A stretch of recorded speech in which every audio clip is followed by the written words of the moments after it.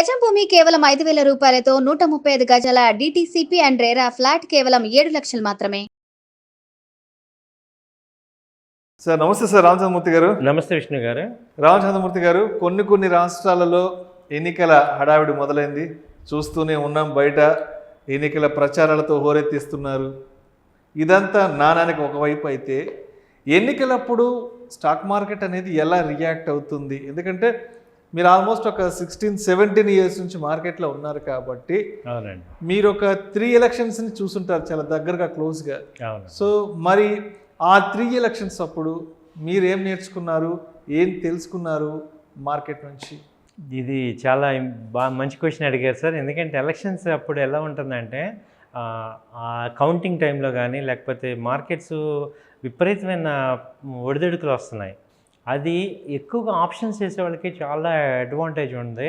అది రెండు పక్కల కొన్న వాళ్ళకి బాగుంటుంది. అటు పుట్టు కాలు రెండు కొన్న వాళ్ళకి ఆ పర్టికులర్గా ఎలక్షన్స్ కౌంటింగ్ రోజున మాత్రం మంచి బంపర్ అవకాశం ఉంది. మామూలుగా ఇన్వెస్ట్మెంట్ పాయింట్ ఆఫ్ వ్యూలో అయితే మనకి ఆ ఎలక్షన్ 1 ఇయర్ బిఫోర్ ఏమవుతున్నాయంటే మంచి మూమెంట్ అయితే వస్తున్నాయి. నేను 3 ఎలక్షన్స్ చూశాను.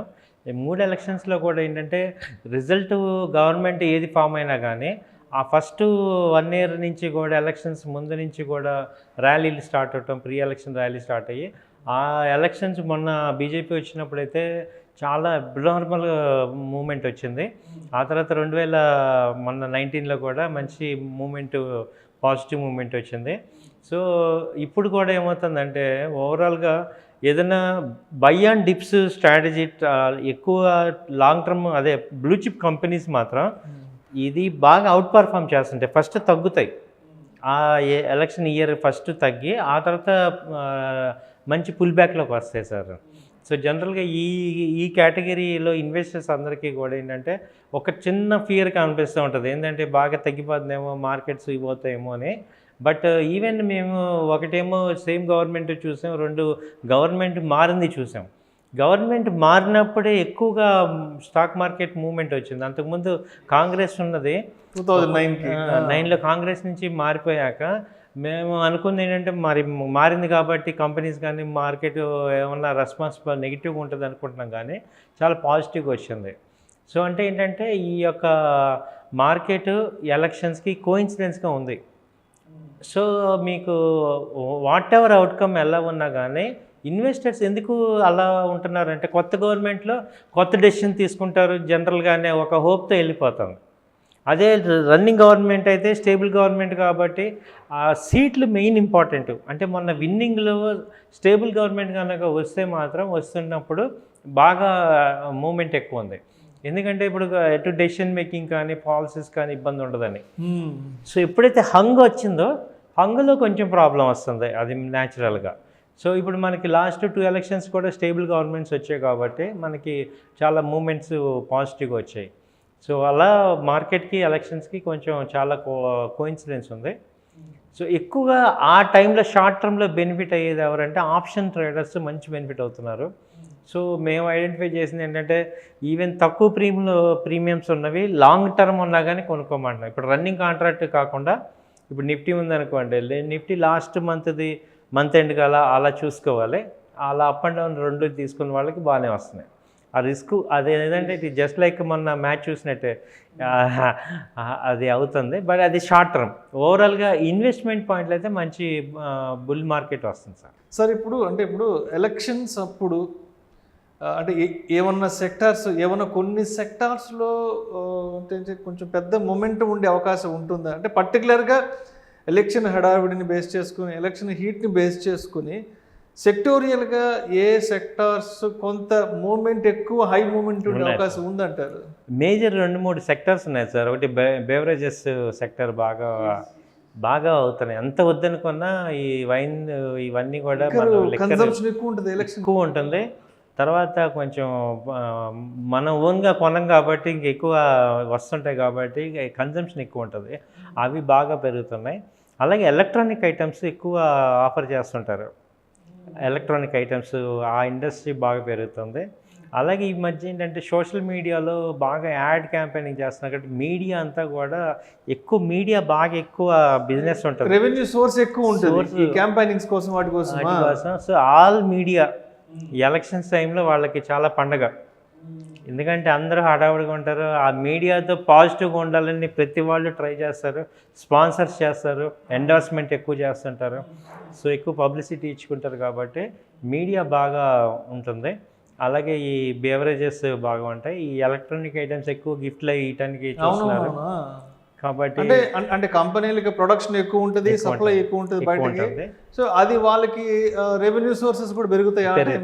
మొన్నే మనం పట్టుకున్నాం కదా సార్, ఇది ఒక ఆయన వాల్ క్లాక్ల మీద ఆయన పేరు రాసుకొని ఉంటే దాదాపు 20,000 వాల్ క్లాక్లు పట్టుకున్నారు. సో అలాంటి ప్రొడక్ట్స్ ఎలక్ట్రానిక్స్ అన్నీ కూడా మనకి బాగా పెద్ద ఎత్తున ఫ్రీ గిఫ్ట్స్ బెనిఫిట్ అవుతుంటాయి, కొన్ని సెక్టార్స్ పర్టికులర్గా బెనిఫిట్ అవుతుంటాయి సార్. అయితే ఇప్పుడు అంటే మార్కెట్లో ఎప్పటి నుంచో ఉన్న వాళ్ళకి తెలుసు ఎలక్షన్స్ అప్పుడు మార్కెట్ ఎలా రియాక్ట్ అవుతుంది. అంటే ఎలక్షన్స్కి ఒక 3-4 డేస్ ముందు, లేదంటే ఎలక్షన్ అయిపోయిన ఒక నెక్స్ట్ 2 డేస్ తర్వాత, లేదంటే రిజల్ట్ రావడానికి 1-2 డేస్ ముందు, తర్వాత రిజల్ట్ వచ్చాక ఒక 1 వీక్ 10 డేస్ వరకు మార్కెట్ రియాక్షన్ ఎలా అవుతుంది అనేది మార్కెట్లో ఉన్న సీనియర్స్కి తెలుసు. బట్ కొత్తగా మార్కెట్లోకి వస్తుంటారు, అంటే ఎప్పుడు కూడా ఎలక్షన్ హడావిడిని అంటే మార్కెట్ ఎలక్షన్ హడావిడిని చూడని వాళ్ళు ఉంటారు కొంతమంది. అంటే ఒక 2 years బ్యాక్ వచ్చిన వాళ్ళు, 1 month బ్యాక్ వచ్చిన వాళ్ళు, లేదా ఒక 6 months బ్యాక్ వచ్చిన వాళ్ళు. మరి ఇటువంటి వాళ్ళు ఎస్పెషల్ ఎలక్షన్ టైంలో మార్కెట్ని ఎలా అబ్జర్వ్ చేయాలంటారు? అసలు వాళ్ళకి ఏంటంటే సార్ కొంచెం కేర్ఫుల్గా ఉండాలి సార్, ఎందుకంటే ఏమాత్రం మిస్కమ్యూనికేషన్ అయ్యి వాళ్ళు ఊరికే ట్రాప్లో పడే అవకాశాలు ఎక్కువ ఉంటాయి. మనకి ఇప్పుడు ఎక్స్పీరియన్స్ పీపుల్ ఏంటి, ఆల్రెడీ మేము చూసాం కాబట్టి ఎక్కడెక్కడ ట్రాప్లు ఉన్నాయి అనేది తెలుస్తూ ఉంటుంది. సో వీళ్ళకి ఏంటంటే బాగా ఈజీగా ట్రాప్లో అవ్వకుండా మీరు బేసిక్స్, డిసిప్లిన్ ఇవి ఎక్కువ పెట్టుకోవాలి రేదర్ దాన్, ఎందుకంటే ఎలక్షన్ అంటేనే ట్రాప్ చేయటం. సో ఆ ట్రాప్లో కాకుండా ఏంటంటే ఈ కంపెనీస్ ఆ కంపెనీస్, ఎందుకంటే కొన్ని ఎంత కాదనుకున్నా కంపెనీస్కిను పొలిటీషియన్స్కి కొంచెం రిలేషన్ ఉంటుంది. సో ఆ కంపెనీకి సంబంధించిన పొలిటికల్ పార్టీ రాకపోతే ఆ కంపెనీ ఎఫెక్ట్ అవుతుంది, టెంపరీగానే ఎఫెక్ట్ అవుతుంది. కాబట్టి సో అలాంటివి మీరు మనకి ఎలక్షన్స్కి రిలేటెడ్గా ఉన్న కంపెనీస్లో మాత్రం ఆ ఇయర్ మొత్తం ఇన్వెస్ట్ చేయకూడదు. ఇది చాలా చాలా ఇంపార్టెంట్, మేము అనుభవించాం కాబట్టి. ఎందుకంటే సేమ్ గవర్నమెంట్ కంటిన్యూ అయితే పెద్ద మార్పులు చేర్పులు ఉండవు. ఇన్ కేసు ఒకవేళ గవర్నమెంట్ మారితే, గవర్నమెంట్ మారిన దగ్గర నుంచి అంటే ఆ ప్రాజెక్ట్స్కి సంబంధించి కానివ్వండి, ఆ పథకాలకు సంబంధించి, పాలసీస్కి సంబంధించి అంతా కూడా మొత్తం కొత్త స్టార్ట్ అయిపోతుంది గవర్నమెంట్ వైపు నుంచి. డెఫినెట్గా అప్పటి వరకు నడిచిన ప్రాజెక్ట్స్ ఇవంతా కూడా చేతులు మారుతుంటాయి. సో కాబట్టి ఏంటంటే ఎక్కువగా నేను సెక్టర్స్ ఏంటంటే ఇప్పుడు ఈ రైల్వే కంపెనీస్లో కానీ, ఈ గవర్నమెంట్ ప్రాజెక్ట్స్, ఈ బ్రిడ్జిలు కట్టే ప్రాజెక్ట్స్ ఉంటాయి చూడండి, ఎక్కువగా మనకి ఇన్ఫ్రాస్ట్రక్చర్ సంబంధించిన కంపెనీస్లో ప్రాఫిట్స్ ఉంటే తొందరగా బుక్ చేసుకొని వెయిట్ చేసుకోవటం చాలా చాలా ఉత్తమం. ఇప్పుడు మేము జేపీ అసోసియేట్స్ అని ఒక కంపెనీ ఉంటుంది, యూపీ కంపెనీ, అదొక మాయావతి. ఆ టైంలో బాగా అది హైలైట్ అయింది. ఎప్పుడైతే గవర్నమెంట్ మారిందో షేర్ ప్రైస్ 80 రూపాయల నుంచి 6 రూపాయలకి వచ్చింది. ఎందుకంటే గవర్నమెంట్ మారాక ఈ ప్రాజెక్టులు కానీ, ఇన్ఫ్రాస్ట్రక్చర్కి సంబంధించిన, ఈ కన్స్ట్రక్షన్కి సంబంధించి ఈ పెద్ద పెద్ద డ్యాముల నిర్మాణాలు ఇవంతా కూడా వెంటనే చేతులు మారిపోతుంటాయి. మన ఆంధ్రాలో చూసిన రివర్స్ టెండర్ అని చెప్పి ఉన్న వాళ్ళని తీసేసి కొత్త వాళ్ళని పెట్టేసుకొని, సో అవన్నీ కూడా ఏమవుతున్నాయంటే ఇవన్నిటికీ టైం డిలే అవుతుంటాయి. వాళ్ళకి మనం కుదరదు, గవర్నమెంట్ మారాక కుదరదు, ఆ బిల్స్ అన్నీ అయిపోయి ఉంటాయి, పాత గవర్నమెంట్లో రావాల్సిన బాకీలు రావు, అవన్నీ బ్యాలెన్స్ షీట్లో ఇంపాక్ట్ అయ్యి ఈ కంపెనీ షేర్ డెఫినెట్గా ఇంపాక్ట్ అవుతుంది. అందుకని నేను చెప్పేది ఏంటంటే వాళ్ళతో పాటు మనం కూడా బాధపడే కన్నా ముందు కొంచెం బయటకు వచ్చేసి మీరు అలాంటి గవర్నమెంట్ ప్రాజెక్ట్స్ ఉన్న కంపెనీస్ అన్నిట్లో ఫస్ట్ బయటకు వచ్చేయండి సార్. రావటం ద్వారా మనం చాలా సేవ్ అవుతాం. మామూలు జనరల్ కంపెనీస్ ఉంటాయి, ఇప్పుడు హిందుస్థాన్ యూనిలివర్ ఉంది, అది ఎలాంటి ఎఫెక్ట్ ఉంటుంది ఏ కంపెనీతోనూ, అలాంటి ఎటువంటి ఇంపాక్ట్ లేనివి బాగా తగ్గినవి ఉంటాయి. అప్పుడు వాటిలో ఇన్వెస్ట్ చేసుకోండి. ఎక్కువ నేను అడ్వైజ్ చేసేది ఏంటంటే ఈ